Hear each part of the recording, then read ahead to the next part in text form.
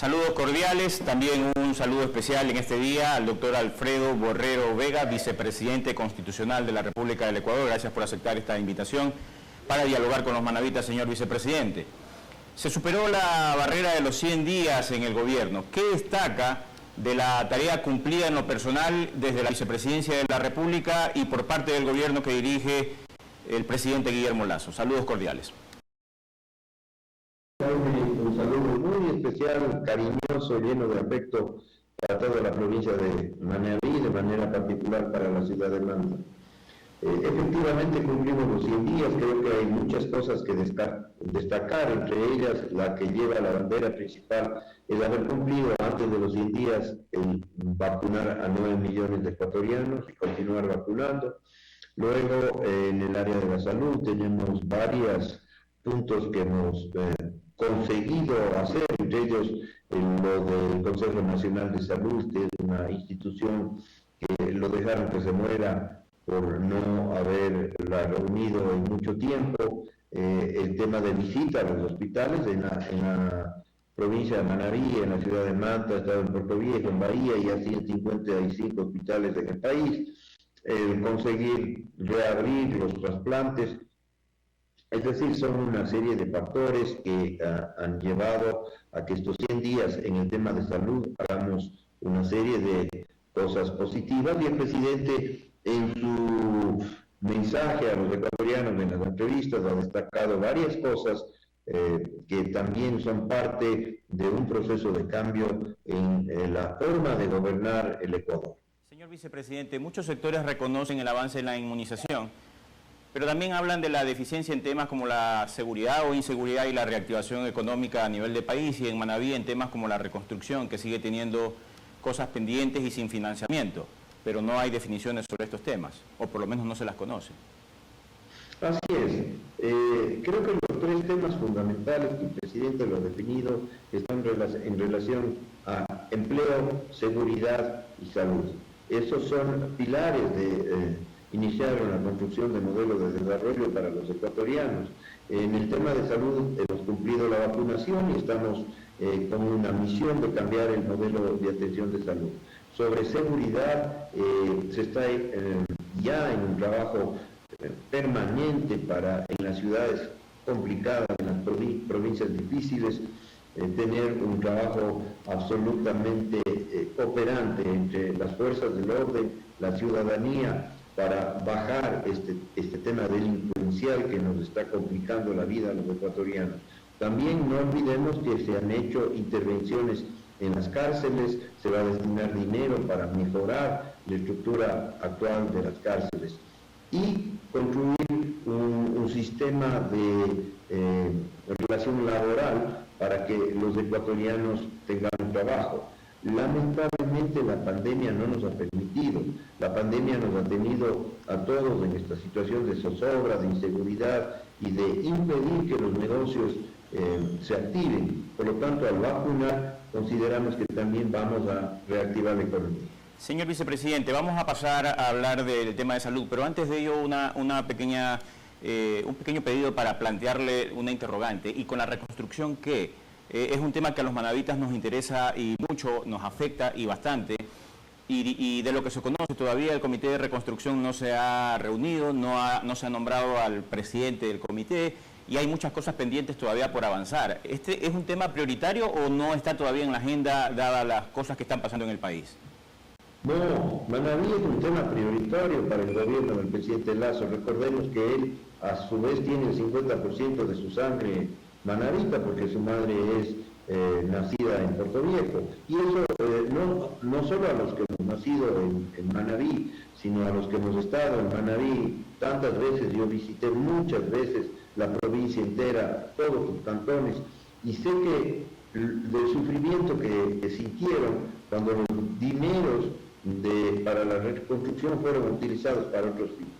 De manera particular, nosotros en el tema de salud, que es parte de la reconstrucción, estamos acelerando la terminación de los dos hospitales que están en proceso de construcción, el hospital de Pedernales y el hospital de Bahía de Caracas, igual el hospital de Manta. Entonces, en salud vamos a acelerar el proceso para que sean entregados los hospitales en el menor tiempo posible. En breve. Sobre lo global de la reconstrucción, el presidente está muy pendiente de iniciar con los nombramientos para que se reactive la Junta de Reconstrucción de Manabí. Muy bien, en breve hablaremos un poquito más de los hospitales. ¿Qué viene ahora en el tema de la vacunación, volviendo a este tema? Tras haber cumplido la primera meta, ¿qué es lo que sigue? Ahora viene reactivarnos, y para reactivarnos esta semana, por ejemplo, se han activado sitios para que se vacune las personas que hasta ahora no se han vacunado. Punto número 1. Punto número 2, a partir del 13 de este mes vamos a vacunar a jóvenes, adolescentes, desde los 12 años hasta los 16 años de edad. Luego viene el tema de vacunación, si es necesaria la tercera dosis. Estamos listos, nosotros vamos a tener alrededor de 32 millones de dosis de vacunas hasta finalizar el año, por lo tanto, si hay que inmunizar en tercera dosis a los ecuatorianos que así lo necesitan, lo vamos a hacer. ¿Cuándo se definirá eso, señor vicepresidente? Disculpe la interrupción para buscar la precisión. Sí. Como ustedes conocen, el tema de salud es un tema que se basa en rigores científicos, de temas. Entonces nosotros estamos esperando que ya se dé la definición a través de la Organización Mundial de la Salud, de la Organización Panamericana de la Salud. Hay algunos países que ya están inmunizando terceras dosis, que son los que están en el rango etario de los 60 años para adelante y que tienen problemas de tipo que inmunocomprometen su enfermedad. Desde mi punto de vista muy particular, yo creo que el próximo año vamos a necesitar una tercera dosis, porque esa es la historia natural de las enfermedades virales. Recuerden, por ejemplo, que para el anófelos de influenza tenemos que vacunarnos cada año. Entonces, vamos a bajar un poco el acelerador, porque han sido meses de intensísimo trabajo todos los días, y vamos a continuar con el proceso de vacunar y seguir recibiendo vacunas. ¿Y en el caso de los menores de 12 años, se los va a vacunar o también es algo que está en análisis? Sí, existe otra corriente de vacunar a niños pequeñitos, desde los 2, 3 años de edad hasta los 12 años. Cuando eso se dé, nosotros buscaremos la forma de proceder teniendo vacunas, porque vamos a tener varios tipos de vacunas, inclusive ya tenemos circulando en el país y administrándose la vacuna unidosis, que es la vacuna CanSino, que hemos utilizado para vacunar a zonas específicas de difícil acceso. Por lo tanto, ecuatorianos, no se preocupen, nosotros estaremos pendientes de cumplir con obligación a las necesidades que así se vayan planteando. Se cumplió el pasado domingo un nuevo mes del cierre del Hospital de Especialidades de Puerto Viejo tras un incendio en el cuarto de máquinas, que seguramente usted lo recuerda. El presidente Guillermo Lasso se comprometió que estaría funcionando este hospital en un 100% en 6 meses. Según lo que usted ve y el seguimiento que seguramente le ha hecho al tema, ¿se podrá cumplir esto dentro de esos 6 meses? Tuve la oportunidad de visitar el Hospital de Puerto Viejo, el Hospital de Especialidades de Puerto Viejo, que hay que aclarar, es un hospital que tenía la obligación de albergar a más de 550 camas, que iba a ser el hospital de especialidades más grande del país. Cuando, oh mi sorpresa, las habitaciones estaban con cajas que habían comprado insumos, luego no tenían abastecimiento, luego el hospital no estaba funcionando ni en su... tenía creo que 160 camas, y como 60 de esas camas, si la memoria no me es infiel, estaban destinadas a COVID. Luego vino el proceso porque se sospechaba que algo iba a pasar, porque el hospital no tenía mantenimiento. Entregaron el hospital y no existía mantenimiento. Entonces, el resultado fue el incendio que se produjo en el cuarto de máquinas. El presidente visitó el Hospital de Especialidades con el señor gobernador y estuvo la señora ministra de Salud, y se tomó la disposición de que ese hospital en 6 meses esté listo, no solamente para recibir a los 160 pacientes, sino tratar de que se abra en su totalidad. Estamos en seguimiento. Yo tenía pendiente hoy día conversar con el gobernador de Manabí para que me cuente cómo van las cosas, y en los siguientes semanas yo voy a regresar a Manabí para ver cómo está el estado de obras de todos los hospitales que estaban pendientes, los de construcción y el Hospital de Especialidades de Puerto Rico. El Colegio de Médicos de Manaví aseguró en las últimas horas, por medio de su presidente, es decir, del presidente del Colegio de Médicos, que no se está avanzando como se debe porque existe problemas con la empresa aseguradora. ¿Es verdad eso? ¿Tiene usted alguna información sobre aquello? Y le consultamos porque ha sido imposible, por lo menos hasta el momento en que estamos desarrollando esta entrevista, señor vicepresidente, conseguir la versión de las autoridades locales para confirmar o desvirtuar este hecho. No tengo esa información, pero inmediatamente luego de terminar la entrevista yo voy a hablar con el gobernador y si quiere le llamo a contar cuál es lo que, o le pido al gobernador que se comunique con usted para que le dé la información directamente. No tengo mayor información de qué es lo que pasa, pero inmediatamente voy a preocuparme de eso y decirle al señor gobernador que él se encargue de llamarle a usted para contarle, porque así tienen que ser las cosas, tenemos que contar lo que está ocurriendo, no esconder. La Junta Cívica, por su parte, y el Frente Cívico de Manaví, al analizar la información extraoficial, dice que no son necesarios 6 meses para que el hospital pueda funcionar en todo lo que tiene que ver con los componentes eléctricos y las nuevas áreas. Y por eso pide que se divulgue el detalle concreto de los daños y el plan de reparación con cronograma. ¿Es posible atender este requerimiento? Si es así, ¿por qué no se lo ha hecho? ¿O hay algún impedimento para compartir esta información que en teoría es pública? No, yo creo que la información debe ser pública, no tenemos que esconder absolutamente nada. Y creo que es importante que las autoridades del ramo en la provincia hagan una declaración conjunta para explicar a la ciudadanía cuál es la situación. Yo me voy a preocupar de eso, porque no me gusta que no exista una información, nada es secreto, toda la información tiene que ser absolutamente transparente. Y ustedes, los manavitas, los puertovejenses en particular, tienen toda la necesidad de que se hable con claridad. Ya van pasando los días y el hospital sigue en veremos, entonces tienen que aclararnos estos temas para que las cosas se manejen, como digo, con absoluta claridad, porque la intención es reabrir el hospital. Señor vicepresidente, hay muchas cirugías represadas en el país por la crisis sanitaria, esto es de conocimiento público, y esta infraestructura está subutilizada, como usted mismo lo ha señalado y lo pudo constatar en una visita a Puerto Viejo.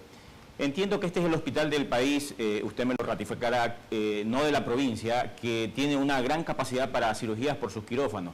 ¿Podrían hacerse intervenciones justamente en estas áreas que son de primera y de última tecnología y no se han estado utilizando, no solo para atender a los manavitas, sino a gente de provincias cercanas o incluso del país?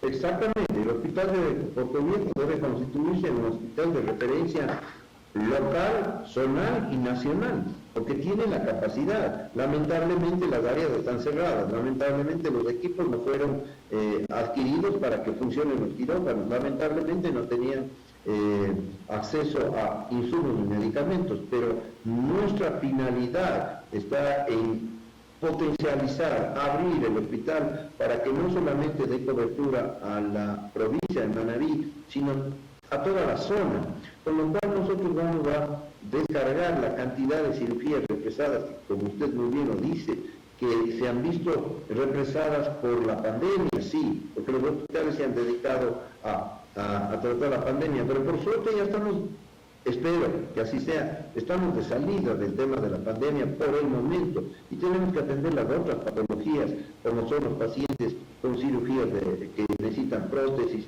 o pacientes con temas oncológicos, pacientes con temas gastrointestinales. Entonces, esperemos que los 6 meses que se ofreció se reduzcan para que el hospital comience a funcionar. Hacemos aquí una pausa comercial y regresamos con la parte final, la segunda parte de este diálogo, señor vicepresidente. Le solicitamos que nos espere un momento, a usted también, estimado televidente, volvemos dentro de pocos minutos. Llamen al gobernador de la...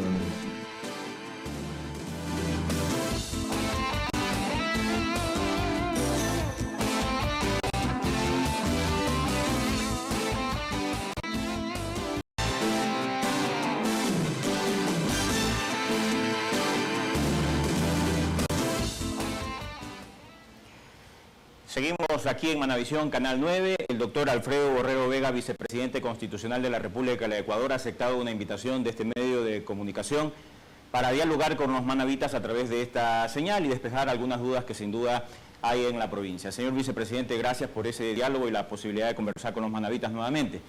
En los hospitales públicos de esta provincia se están dañando con frecuencia equipos para desarrollar tomografías, rayos X y más. Por meses los equipos están dañados y se deriva a prestadores externos pagando fuertes cantidades o se deja a los ciudadanos sin el servicio. ¿Qué es lo que está pasando con esto? ¿Por qué con tanta frecuencia se están dañando estos equipos? Les voy a contar, como dicen los chicos, la plena. 55 hospitales visitados en estos 3 meses de gobierno y vamos a seguir visitando. Y efectivamente, el denominador común de la gran mayoría de hospitales es: 1, el tomógrafo está dañado; 2, los ecos están sin funcionar; y 3, no se hacen exámenes de laboratorio específicos. Y se envía, se externaliza a los pacientes a sitios privados, con lo cual implica un gasto importantísimo. Por lo tanto, generalmente lo que se ve es que la tarjeta de los tomógrafos está dañada. Y dicen que ya están pidiendo y que eso tarda tiempo. Nosotros hemos pedido que nos hagan un informe completo, porque esto no puede ocurrir. Es decir, nosotros tenemos que prever mediante el control y mediante la revisión de los exámenes de los equipos a que no se dañen.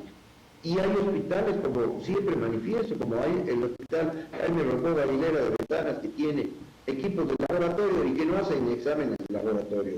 Por lo tanto, no es la solución el enviar los pacientes fuera, ni es la solución el derivar pacientes. La solución es que esos problemas sean resueltos en los hospitales. Y no hay sentido de que los médicos estén sentados en un escritorio derivando pacientes a otros sitios. No, ellos tienen que resolver la patología de los pacientes en el hospital. Esa es la función. Aparte de esto, señor vicepresidente, hay problemas de equipamiento, es decir, aparte de los daños, hay también problemas de equipamiento en hospitales de Puerto Viejo, Manta, Bahía, Choni, seguramente en el resto del país. Incluso en el hospital de especialidades, donde, como usted lo dijo, hay equipos embodegados que no han estado prestando servicio a los ciudadanos. ¿Qué se va a hacer? Entendemos la crisis económica que hay en el país, pero hay tal vez la posibilidad de hacer algo como en las cárceles, es decir, un plan que permita de forma emergente poner fondos al servicio de estos problemas que son o inconvenientes que son graves. Tuve la oportunidad de visitar antes de su apertura el hospital de Chone y después de su apertura. Es decir, cuando yo estuve de vicepresidente visité el hospital de Chone y es la misma realidad que se encuentra en todos lados. Hospital nuevito, con problemas serios, porque el hospital, recuerden que no se entregaba porque tenía un problema tipo sanitario en la estructura misma del hospital. Aparentemente esto ya está resuelto. Pero había equipos embodegados que estaban sin funcionamiento, porque ese hospital fue entregado llave en mano, es decir, con todos los equipos que ponía la compañía que se encargó de la construcción del hospital. Esto no puede ser, pues los hospitales tienen que estar funcionando, caso contrario, si no hay equipos, no tiene mayor sentido que el hospital esté abierto, porque viene el problema que analizábamos en la pregunta anterior, que está vinculado directamente al tema de derivaciones. Estamos haciendo una revisión de todos los hospitales y para que usted sepa, hay 2 hospitales en el país que están siendo manejados en hospitales móviles. El uno es el de Pedernales y el otro está en Alausí. No puede ser posible que continúen utilizándose los hospitales móviles, que son para tratar emergencias, un periodo de tiempo en una población. No puede constituirse en hospitales permanentes.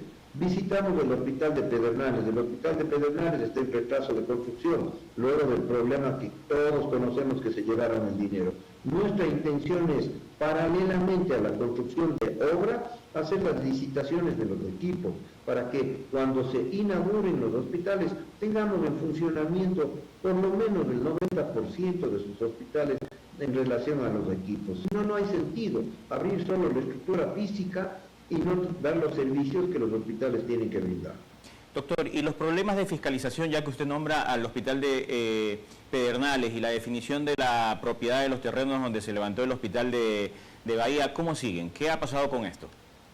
Se sigue esperando los resultados finales de la fiscalización, porque ahí vienen problemas que usted sabe, tanto como yo. El problema es que aparentemente los terrenos del hospital tienen algún tipo de complicación, pero luego tenemos otro problema. Cuando ya terminan los hospitales, no se entregan los hospitales porque dicen que este hospital no puede entregar ni el otro recibir porque tienen problemas de estructura, porque tienen problemas de mantenimiento, o sea, una serie de cosas que complican la labor en general de los hospitales. Claro, en el hospital de Bahía, perdón que lo interrumpa, en el hospital de Bahía hay una familia que dice que el terreno donde se ha levantado el nuevo hospital le pertenece a ellos y no al Ministerio de Salud Pública. Entonces ahí hay un problema que debe resolverse y aclararse, entiendo. Y también el 25 de agosto recién se firmó el contrato de fiscalización entre el Ministerio de Transporte y Obras Públicas y el consorcio M&M y Asociados, pero la obra ya estaba construyéndose, es decir, el hospital de Pedernales ya estaba construyéndose sin la fiscalización privada, digamos, ¿no?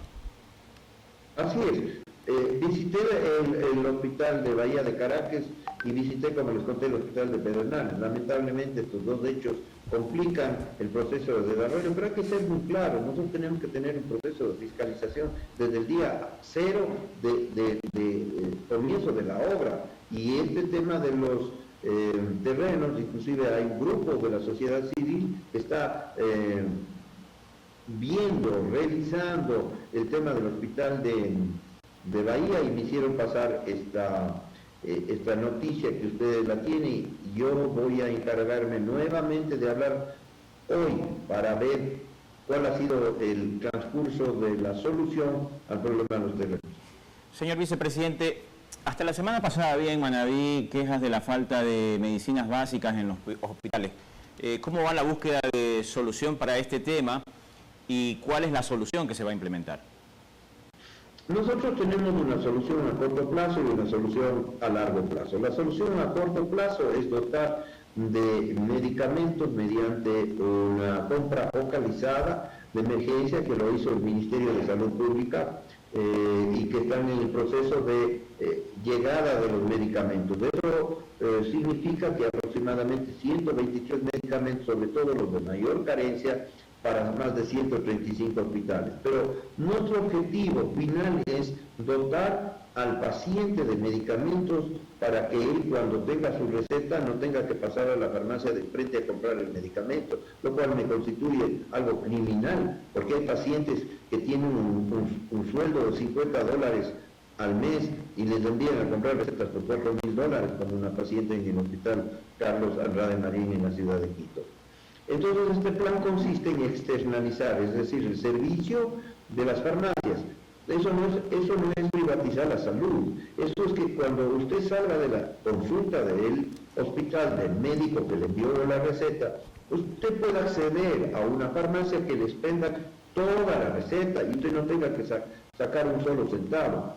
Vamos a mantener las farmacias hospitalarias, eso no vamos a cambiar, que expenden aproximadamente el 30% de los medicamentos, pero estamos buscando el mejor sistema, y ese sistema vamos a comenzar a hacer ya pruebas pilotos en algunos hospitales para ver cómo nos va. ¿Hay un horizonte de tiempo para aplicar esto? Disculpe la interrupción, señor vicepresidente, ¿hay algún horizonte de tiempo?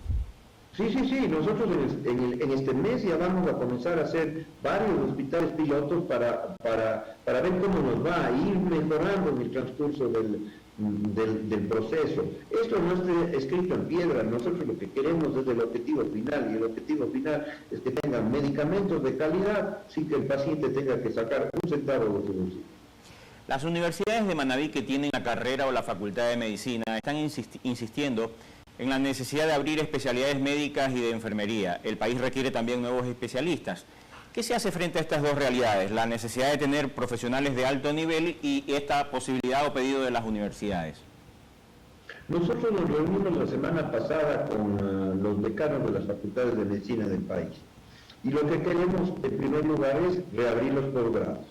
Y previo a esto tuvimos una reunión con los presidentes de las sociedades científicas, es decir, de las diversas especialidades, para hacer un levantamiento de datos y saber las necesidades. Y luego tener un programa nacional de posgrados para que no solamente se centre la actividad de los profesionales en las ciudades grandes, sino que vayan a los sitios donde necesitamos tener. Y al cambiar el modelo de atención de salud, que es nuestro objetivo fundamental, de un modelo de atención de tipo curativo a un modelo de atención de tipo preventivo, donde fortalezcamos el primero o segundo nivel de atención de salud, vamos a necesitar, por ejemplo, médicos familiares, médicos salubristas, médicos epidemiólogos, sin descuidar los terceros niveles. Por lo tanto, en estas conversaciones están participando también las universidades que tengan facultades de medicina, las universidades que están en la provincia de Manabí, y en el año 22 nosotros esperamos abrir 1000 plazas para médicos posgradistas. Tenemos también otro proyecto de que los médicos que están ahora con contratos o que están con nombramientos de médicos, entre comillas, médicos generales, accedan a un posgrado. Es decir, queremos dar oportunidades para que tengamos cuidado médico de especialidad en todas las ciudades de ser posible en mi país. Señor vicepresidente, ha terminado el tiempo de este diálogo, pero dos consultas finales. ¿Cómo es esto de salubridad, vida saludable y salud? ¿En qué consiste? ¿Cuál es el enfoque?